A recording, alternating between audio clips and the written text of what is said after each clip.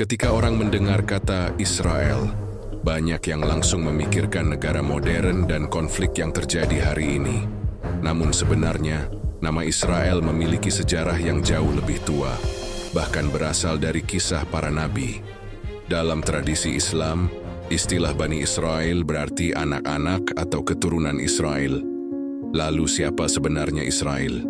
Israel adalah nama lain dari Nabi Yakub, seorang nabi yang merupakan cucu dari Nabi Ibrahim. Nabi Yakub memiliki banyak anak, dan dari keturunan merekalah lahir sebuah kaum yang dikenal sebagai Bani Israel. Beberapa generasi setelah Nabi Yakub, lahirlah seorang nabi besar yang sangat terkenal dalam sejarah, yaitu Nabi Musa. Pada masa itu, Bani Israel hidup dalam penindasan di Mesir. Mereka diperbudak dan dipaksa bekerja oleh seorang penguasa yang sangat zalim, yang dikenal dalam Al-Quran dengan sebutan Fir'aun. Allah kemudian mengutus Nabi Musa untuk membebaskan Bani Israel dari penindasan tersebut. Melalui berbagai mukjizat, Nabi Musa menantang kekuasaan Fir'aun. Tongkat Nabi Musa berubah menjadi ular, laut terbelah, dan berbagai tanda kekuasaan Allah ditunjukkan kepada manusia. Akhirnya Nabi Musa berhasil memimpin Bani Israel keluar dari Mesir.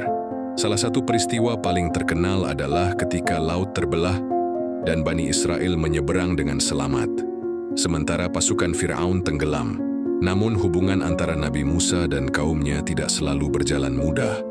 Dalam banyak kisah yang diceritakan dalam Al-Quran, Bani Israel sering diuji dengan berbagai perintah dari Allah. Kadang mereka taat, tetapi di waktu lain mereka juga pernah membangkang atau ragu terhadap Nabi mereka.